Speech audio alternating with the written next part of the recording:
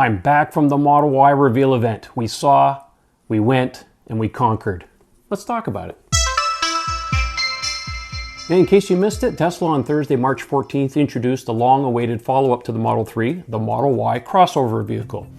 This makes it the sixth vehicle Tesla's introduced after their very first car, the original Roadster. So the lineup now consists of the Model S, the Model 3, the Model X, the Roadster, and the Tesla Semi. The first four cars spell out sexier, since we all know Tesla indeed does have a sense of humor. Now, I was at the event and I got to see all the cars in person and also ride in the Model Y, so I'll give you my final impressions after diving into some of the details. Also, if you like this video and find the information useful, hit the like button and don't forget to share it out and subscribe to our channel. A couple of days ago, I asked on Twitter if you had any questions you'd like answered about the Y, so I'll do my best to answer those, given Tesla has been rather quiet with specifics publicly on their website. So going to these events gives you the unique opportunity to talk to some Tesla engineers, and sometimes you can get some little extra nuggets of information. First, we'll talk about the exterior. Obviously, Tesla has used all the design cues from the hugely popular Model 3, which didn't surprise me in the least. You know, why mess with something that works? And they stretched the platform by about 10% by volume. Since Tesla has yet to tell us the exact dimensions, which is very much like the early days of the Model 3, I spent a lot of time looking at the static white display car in the design studio from every angle, and I'd say it's about 3/4 the size of a Model X. The Model Y being a crossover, and I'm going to refrain from calling it an SUV since that's not an accurate term for the car, does indeed sit higher off the ground than a Model 3, which I estimate to be about 3 inches or 8 centimeters higher off the ground. The belt line, which is the door height, and the greenhouse of the Model Y is also higher than the 3, so that allows for additional headroom in the interior. Some design cues were also taken from the Model X, such as the higher tail section. During the test rides, we were not allowed to touch the doors of the liftgate. The Tesla handlers did all that. But I was able to confirm the Model Y does indeed have a much desired liftgate, like the Model S or the Model X.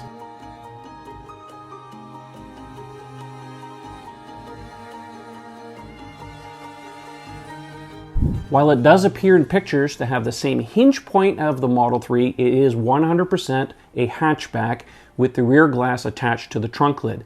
I did confirm we will be offered a liftgate, at least in some configurations, likely a premium interior upgrade. Because of this, we don't have the shelf of the Model 3, so it has much more cargo space, up to 66 cubic feet from the 15 cubic feet of the Model 3.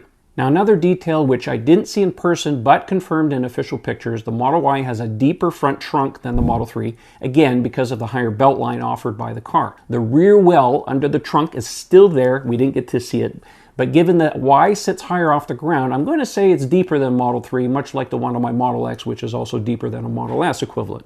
Exterior features like the mirrors appear to be directly lifted from the Model 3. One of the most interesting details about the Y, which are shown on the configurator, is Model Y has no chrome on the car, in what could signal a possible design departure for them. Many people prefer cars without chrome accents. I'm okay with a little bit of chrome, but it works particularly well on the white Model Y, in my opinion. Now, a lot of people were disappointed when Tesla never ended up offering a tow hitch on the Model 3, despite Elon saying it would shortly after the reveal in 2016. But as with anything, sometimes plans change, and perhaps they decided to hold off on that and offer it on the Model Y program after it was greenlit. You'll be happy to know that I spied what appears to be a removable panel in the rear bumper of the Model Y, hinting that there is likely to be a hitch receiver under there. Now, I sure hope it does, because it makes sense to offer this on a crossover. But if you have a Model 3, fear not, because even though Tesla doesn't officially offer a hitch, you can indeed get an aftermarket one, such as the Eco Hitch. The headlights, tail lights, nose, shadow lines are all the same as the Model 3, so that helps maintain its familiar look and feel. I think when it hits the streets, many people might mistake this for a Model 3.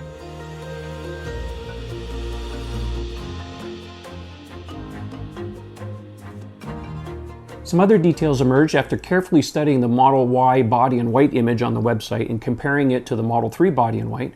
First, it really looks like very few body parts, if any at all, are actually shared with the Model 3, which likely counts for the other 25% they mention.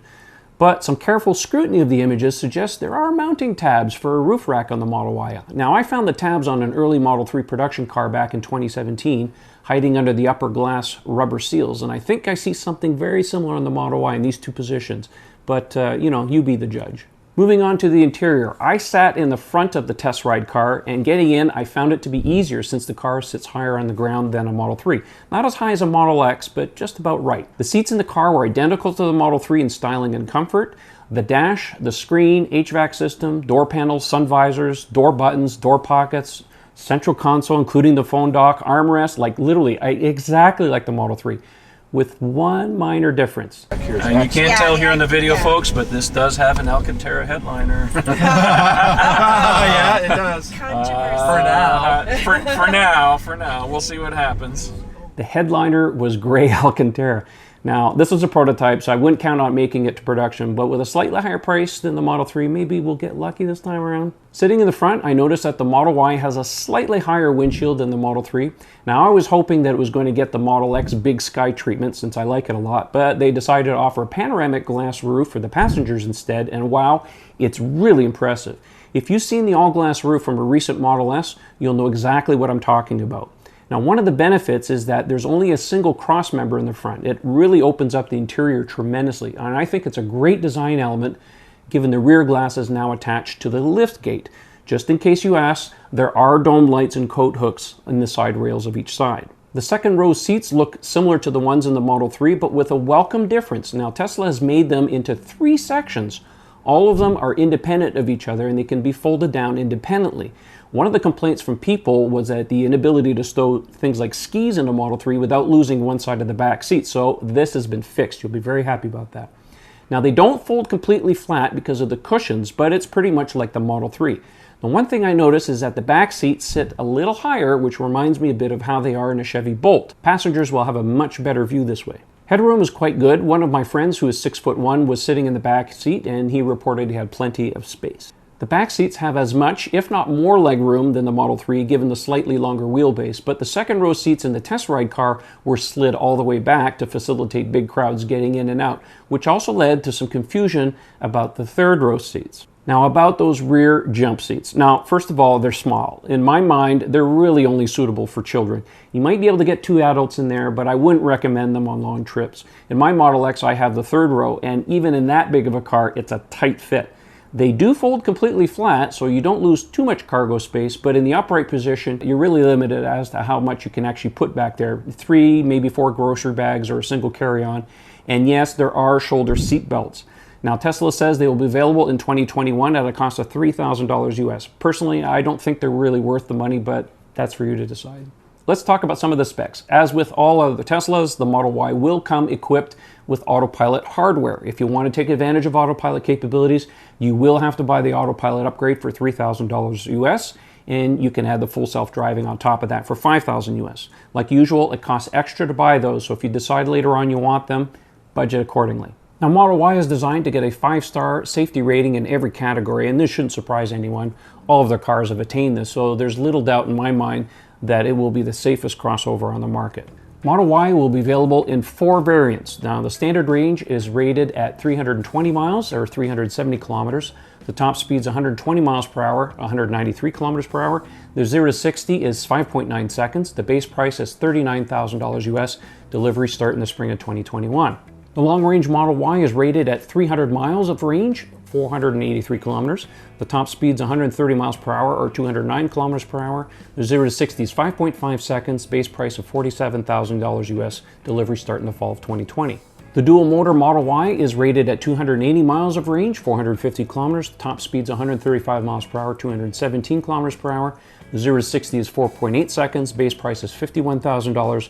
Delivery start in the fall of 2020. The Performance Model 3 is rated at 280 miles, 450 kilometers. Top speed's 150 miles per hour, 241 kilometers per hour, 0 to 60 at 3.5 seconds. Base price is $60,000 US. Delivery start in the fall of 2020. The Performance model includes 20-inch performance wheels, performance brakes, carbon fiber spoiler, lowered suspension, aluminum alloy pedals, and of course track mode. As is tradition with Tesla, they always build higher priced cars first. So right now you can only order those with a $2,500 US deposit. The standard range Model Y is not available to order yet. Orders are open for the following countries: US, Canada, Mexico, Belgium, Germany, Spain, Netherlands, Norway, Austria, Switzerland, Sweden, and China. Colors are the same as every other Tesla. Black is free, of course. Midnight Silver Metallic, Deep Blue Metallic are $1,300 US. The Pearl White Multicoat is $2,000 US, and the Multicoat Red is $2,500 US. The 18-inch aero wheels are standard on all Model Ys other than the Performance variant, which of course gets 20-inch wheels. The 19-inch Sport wheels, same cost as Model 3, $1,500 US. By the way, the white static display Model Y they had in the design studio had the 18-inch Chinese market Model 3 aero covers, and you know what? They looked really good in person, much nicer than the current Aeros. So I hope they make them available in North America eventually for both the 3 and the Y. So please let Tesla know if that's what you want and you'd like to see them. The interior of the Model Y is the same premium interior offered on the Model 3, which is standard black. You can also get standard seats and trim for $1,000 US. It also includes the 12-way power adjustable front and rear heated seats, 3 independently folding second row seats, I mentioned that earlier. The premium audio, which is 14 speakers, 1 subwoofer, 2 amps of power, and immersive sound. Satellite view maps with live traffic visualization and navigation, in-car internet streaming music and media, internet browser, location-aware automatic garage door opener, LED fog lamps, tinted glass roof with ultraviolet and infrared protection, auto-dimming, power folding, heated side mirrors, music and media over Bluetooth, custom driver profiles, center console with storage, 4 USB ports, and docking for 2 smartphones. Literally the same thing as what's offered on the Model 3 with the premium interior. Tesla has confirmed they're leveraging some 75% of Model Y parts from the Model 3, which I think is smart, and that includes obvious things like motors, electronics, HVAC, batteries, seats, and maybe even some suspension parts to allow for a faster time to market with much less development costs, and also hopefully, less stress on the company with building a production line. But again, set your expectations accordingly. They said late 2020, but this isn't our first rodeo, so please count on this being a 2021 car, given they have to work out the bugs in the production line, even though they could copy the one being used in Fremont for the Gigafactory one, but delays do happen. Last, I want to share some final thoughts with you. The Model Y is very much what I expected it to be. It's a slightly bigger Model 3 in a crossover variant that satisfies the current market preference for these cars and addresses some of the deficiencies of the Model 3, namely a proper liftgate. In some ways, I wonder why they decided to go with a sedan first, given the way the market is these days, but at least they were smart in leveraging all the Model 3 tech they developed, and I think it shows Tesla is growing up as a car maker in this respect. I know some people expected a different look for the Model Y, but you know what? There's nothing wrong with how the Model 3 looks. We've grown accustomed to it, despite all the teeth gnashing we did about it about 3 years ago. Don't mess with a good thing. It works. Tesla's going to sell a bajillion of these things. Now, some of you might be asking me, did I order one? And the answer is no, but I did ask them to switch my Model 3 reservation for a Model Y if it's possible. Now, we held off ordering a Model 3 because we didn't need a second car yet. Well, a new one anyways. And Model Y works better for my wife, and I think the timing of a couple of years works better for us. There is one more thing.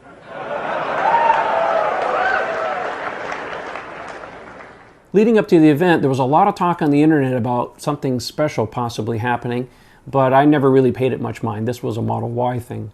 But when the presentation ended and everybody was bugging out of the building to go do test rides and the live stream had ended, I stayed behind to take pictures and take some mental notes about the the white Model Y that was on display.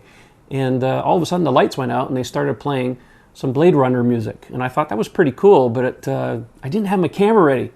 And apparently they flashed a picture of the Cyberpunk Tesla pickup truck on the big screen behind us.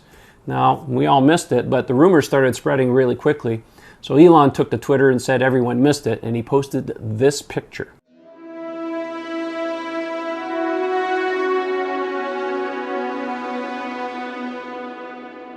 Now, Elon said the pickup will be a very radical in design, perhaps maybe too futuristic, but personally, I would welcome such an advanced design to really make it stand out on the roads. And how many times have we seen incredible science fiction cars and wish we could have them instead of all the moribund designs we have now? If this is a hit, maybe we'll see Tesla pushing design a little further with future updates on the existing lineup. Maybe a Model S and a Model X refresh. Well, that's it for today. You let me know what you think about the Model Y in the comments, and we'll catch you on the next one. Thanks for watching. See ya.